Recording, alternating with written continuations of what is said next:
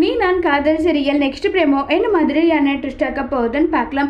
ராகவ் பயங்கரமாக வருத்தத்தில் நான் அபி எப்படி நம்பாத போனேன். யார் என்ன சொல்லியிருந்தாலும் அபி மேலே நான் நம்பிக்கை வச்சிருக்கணும்ல.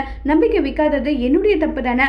அபியை நம்பாமல் போனது என்னுடைய ரொம்ப பெரிய மிஸ்டேக் தான் சொல்லிட்டு பயங்கரமாக ராகவ் வருத்தப்பட்டுட்டு அபி கிட்ட போயிட்டு ஃபீல் பண்ணி அபி என்னை மன்னிச்சுட்டு நான் உங்ககிட்ட மன்னிப்பு கேட்டுக்கிறேன்னு சொல்லிட்டு அபி கிட்ட மன்னிப்பு கேட்குறாங்க.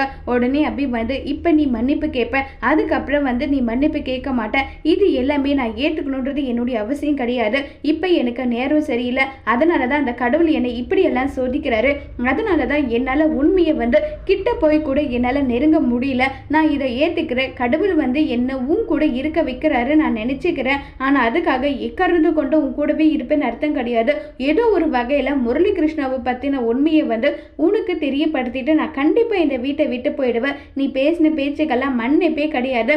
உன்கிட்டலாம் மன்னிப்பு கேட்க வேண்டிய அவசியம் எனக்கு கிடையாது. நீ மன்னிக்கணும், மன்னிக்க மாட்டேன், இதை ஏத்துக்கணும், இது எல்லாம் எனக்கு அவசியமே இல்லைன்னு சொல்லி ரொம்பவே வருத்தப்பட்டு பேசிட்டு இருக்காங்க. இதை கேட்ட ராகவ் நான் உண்மையை கண்டுபிடிச்சேன். எல்லாரும் முன்னாடியும் அந்த முரளி கிருஷ்ணாவோட சுயரூபத்தை தெரிவிக்கிறேன். இவ்வளவு நாளா உன்னை எப்படியெல்லாம் நான் காயப்படுத்திருக்கேன், அதுக்கெல்லாம் பிராய்ச்சித்தமா இதை செய்ய போறேன்னு சொல்லிட்டு முடிவை எடுக்கிறாங்க. அதோட இந்த பிரேமாவை முடிச்சிருக்காங்க.